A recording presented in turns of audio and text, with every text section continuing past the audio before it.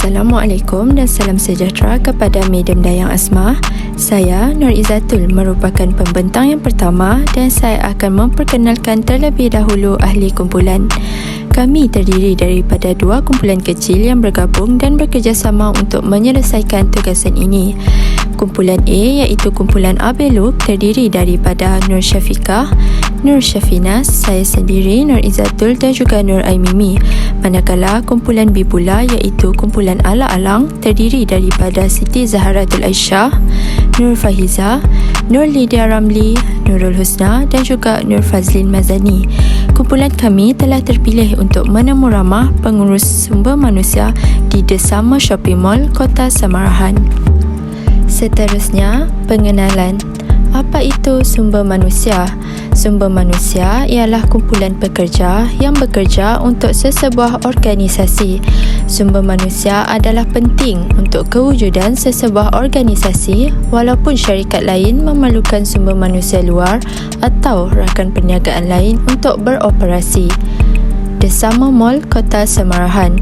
The Summer Mall merupakan sebuah organisasi swasta yang memfokuskan perkhidmatan perniagaan.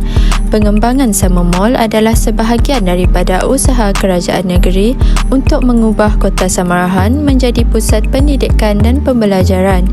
Ia menggabungkan perniagaan, restoran, kemudahan rekreasi dan kemudahan hiburan. Latar belakang pegawai sumber manusia Summer Mall. Pegawai sumber manusia Summer Mall yang telah kami temu ramah adalah Cik Wong An Ki. Seperti yang boleh dilihat dalam gambar, Cik Wong An Ki adalah wanita yang mengenakan pakaian yang berwarna hitam. Dia memegang jawatan sebagai Ketua Eksekutif Pegawai Sumber Manusia di Summer Mall. Cik Wong An Ki mempunyai taraf pendidikan Master dalam Perniagaan di Unimas. Cik Won An Ki juga telah berkhidmat sebagai pegawai sumber manusia di Summer Mall selama setengah tahun 2023. Seterusnya, elemen-elemen yang terdapat dalam Jabatan Sumber Manusia dan Hubungan Industri dalam organisasi. Sebelum saya mengupas dan menjelaskan dengan lebih lanjut lagi, sebelum itu saya akan menerangkan apakah itu sumber manusia. Menurut Bokhari dan Osmadi 2013, sumber manusia berperanan dalam memberikan komitmen sepenuhnya dalam menguruskan aset organisasi yang paling berharga iaitu pekerja. Sumber manusia akan memastikan pekerja di bawah sediaannya mempunyai sumber yang diperlukan untuk tugasan mereka serta memupuk persekitaran kerja yang memperangsangkan.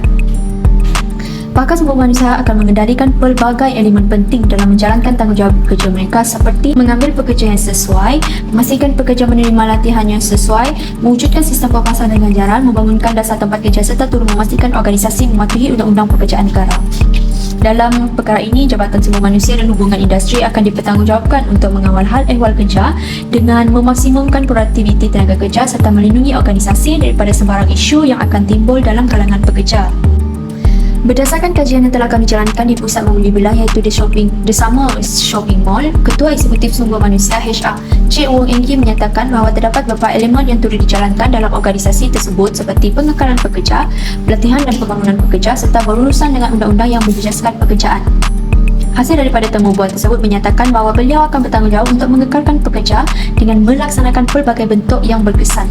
Sebagai contoh, sekiranya pekerja berhenti atau pekerja meletakkan jawatan mereka, pihak HR Summer Mall tidak akan hanya berdiam diri dan menerima peletakan jawatan begitu sahaja, malahan bertindak mengambil tahu situasi yang berlaku. Perkara ini bertujuan untuk mengetahui ketidakpuasan pekerja sepanjang bekerja di syarikat tersebut. Selain itu, elemen lain yang turut dinyatakan oleh Jabatan Sumber Manusia dan Hubungan Industri di syarikat Summer Mall ialah memberi latihan dan pembangunan kepada pekerja. Latihan dan pembangunan adalah merupakan satu aspek amalan sumber manusia yang dapat membantu dalam meningkatkan kemahiran pekerja, pengetahuan dan percakapan yang dijangka dapat meningkatkan keupayaan pekerja dengan melaksanakan satu dengan lebih efisien.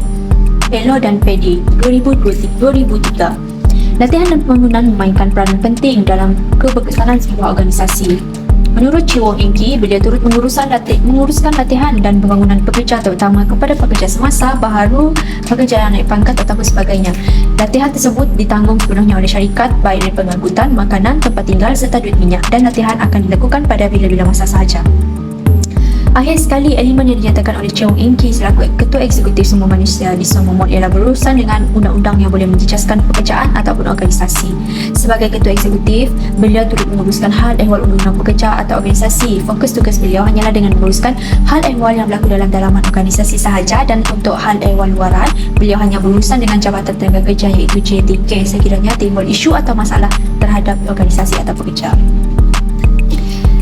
Jadi di sini jelas membuktikan bahawa Jabatan Sumber Manusia dan Hubungan Industri banyak memainkan peranan yang penting dalam melahirkan suasana kerja yang harmoni di samping membentuk tenaga kerja yang positif dalam organisasi. Assalamualaikum dan salam sejahtera. Saya Nur Syafiqah binti Hamzah dengan nombor matrik 85174 akan menceritakan tentang fungsi Jabatan Sumber Manusia dan Hubungan Industri. Fungsi yang pertama ialah melaksanakan perancangan sumber manusia. Perancangan sumber manusia merupakan proses menentukan bilangan dan jenis sumber manusia yang diperlukan oleh organisasi pada masa hadapan agar tindakan wajar dapat diambil bagi memastikan ianya memenuhi keperluan. Seterusnya, fungsi yang kedua ialah menyediakan pembayaran faedah. Menyediakan pembayaran faedah bertujuan untuk mengekalkan persekitaran kerja yang positif dan menyokong kepuasan dan pengekalan pekerja di samping melindungi organisasi daripada risiko undang-undang. Faedah pekerja boleh termasuk penjagaan kesihatan, cuti tahunan dan sebagainya. Fungsi yang ketiga ialah menyediakan latihan dan pembangunan. Antaranya, proses latihan dan pembangunan memerlukan beberapa peringkat. Yang pertama, mengenal pasti keperluan latihan pekerja, membuat program latihan yang berkesan, mengadakan program latihan dan diikuti oleh susulan. Program latihan dan pembangunan praktikal boleh meningkatkan prestasi dan produktiviti pekerja dalam meningkatkan keupayaan organisasi untuk menyesuaikan diri dengan perubahan keperluan perniagaan. Fungsi yang kelima ialah penilaian prestasi. Penilaian prestasi adalah satu proses penilaian prestasi secara individu yang dilakukan secara berkala terhadap pencapaian pekerja. Penilaian prestasi adalah salah satu aktiviti pengurusan sumber manusia yang paling kritikal dan yang paling banyak menimbulkan masalah dalam organisasi. Namun, ia adalah satu sistem yang formal bertujuan untuk mengukur dan menilai gelagat dan hasil yang berkaitan dengan kerja. Dan yang terakhir sekali, fungsi Jabatan Sumber Manusia dan Hubungan Industri ialah pemberhentian pekerja. Pasti ada pekerja yang akan meninggalkan syarikat sama ada melalui perletakan jawatan atau pemecatan.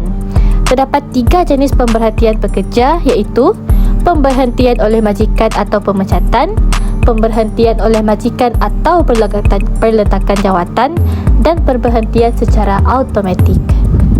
Seterusnya, cabaran dan perubahan yang dilakukan dalam pengurusan sumber manusia dan hubungan industri.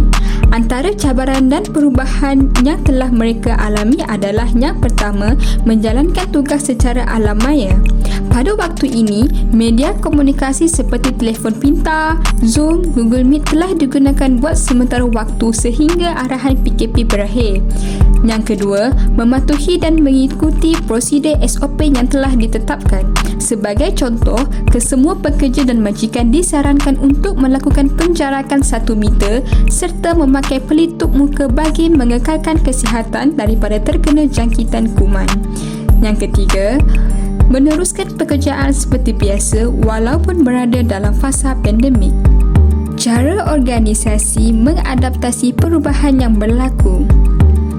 Berdasarkan kajian kami, cara organisasi mengadaptasi perubahan yang berlaku di Summer Mall terbahagi kepada 2. Yang pertama, bekerja dari rumah. Segala urusan pejabat perlu dilakukan menerusi amalan bekerja dari rumah bagi mengekang penularan wabak. Yang kedua, menggunakan jadual penggiliran. Sebagai contoh, para pekerja perlu hadir mengikuti giliran masing-masing supaya bilangan atau kapasiti pekerja yang hadir dapat dikawal dengan baik. Secara keseluruhannya, berkhidmat sebagai seorang pegawai sumber manusia bukanlah sesuatu yang mudah.